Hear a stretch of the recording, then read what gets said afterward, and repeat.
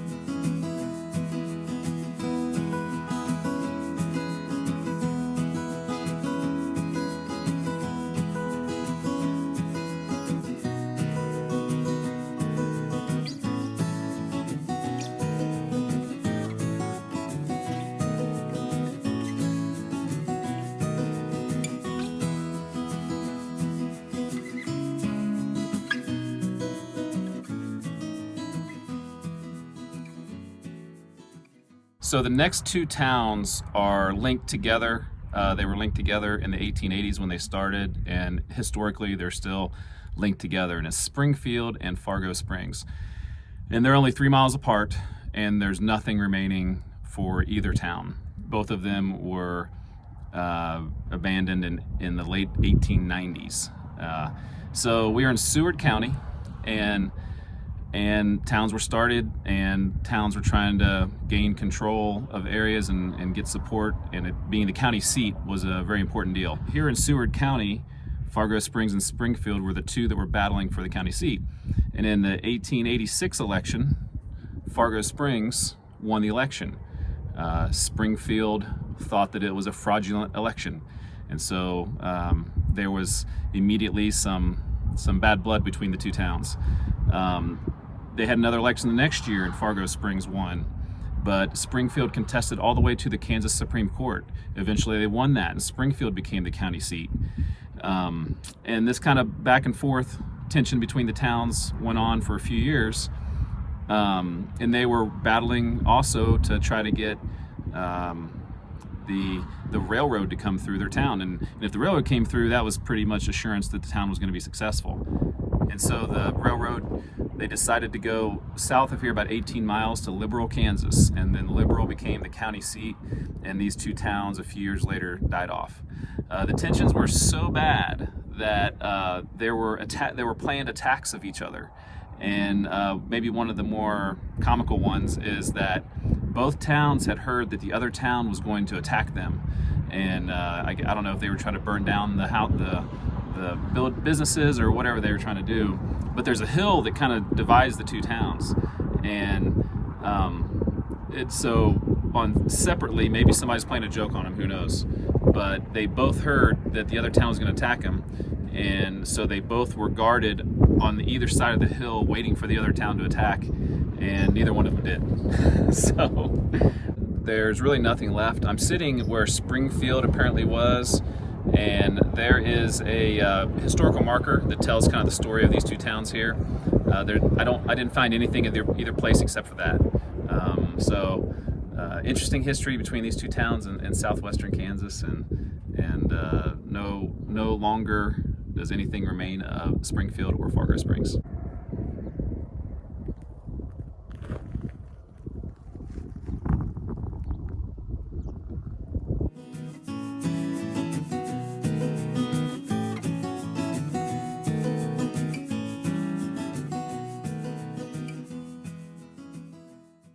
It's hard to figure out, but I think this is the approximate location of Fargo Springs.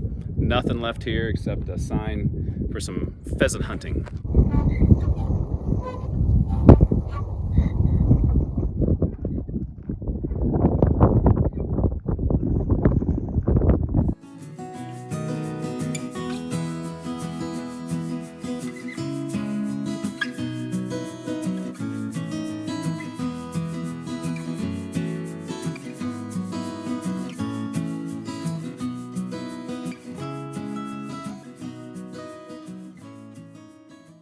Just a few miles south and east of Fargo Springs is Arkalon, and it was kind of settled and I guess grown by people leaving Fargo Springs and Springfield, but I think mostly Fargo Springs. They had the advantage they had was they were on the railroad here, but the disadvantage they had is that the land was not great for farming, and they had a lot of sand here, and if you have a heavy load of stuff, it'd be harder to travel through this area, so it became a little less popular. And then it's right here by the Cimarron River, and they had a flash flood in the 1910s, and it wiped out part of the railroad, and so that really kind of spelled the beginning of the end for Arkalon, and people started moving to Liberal and left Arkalon as a deserted place, I think probably in the 1930s, 1940s, something like that.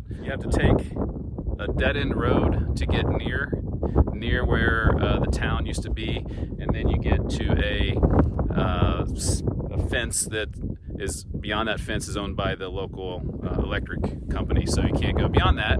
But we'll take our drone up and we'll show you if there's anything over there to see here that's left from the 100 years ago from Arkalon.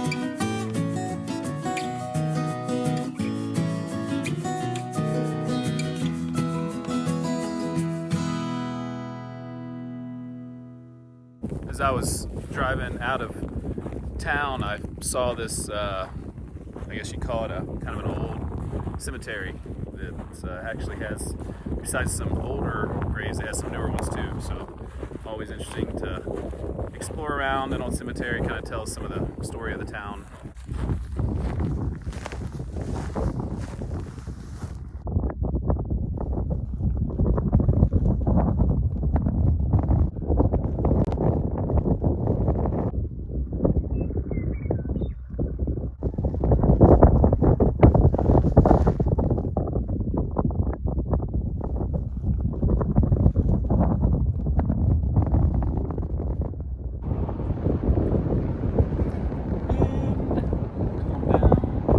Stop.